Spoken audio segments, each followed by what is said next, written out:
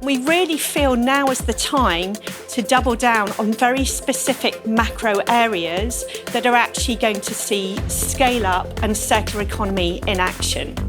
Now, one of those areas is critical minerals.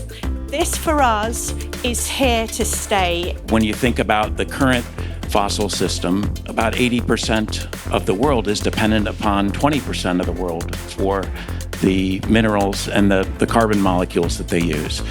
When we shift over to a clean energy economy and we use solar and batteries and storage and other things, we wind up inverting that dramatically, where 80% of the world can self-supply its own energy source, right? But in order to do that, we need to harvest those critical minerals one time and pull them into the system to create security for everybody. Corporates play a role, suppliers play a role, recyclers play a role, but there is an element of systems change that I think we do not really see clearly. We all work in our own silos and we are incentivized to some extent, and there's so much to do. I think we need to promote a lot of collaboration to accelerate this transition.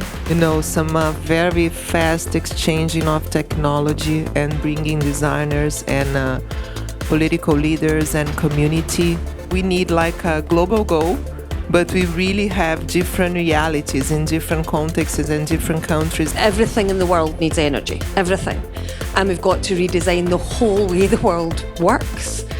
There has to be some level of coordinated public sector incentivisation and investment in this, because if we are waiting for market economics to do it, we're going to be waiting a very, very long time. You do need all parts of the value chain there.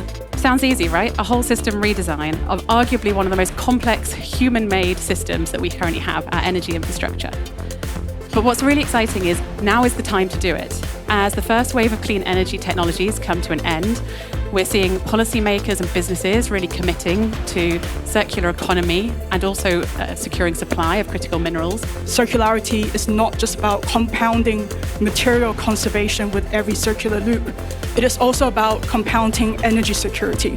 It's about compounding shared prosperity, and it is about compounding return on investment. It's not a finishing line. It's just a starting point. From this point, we hopefully to work with all the partners together, with CMF, with all the companies, with the industrial chains companies, we can make a more contribution for the circularity.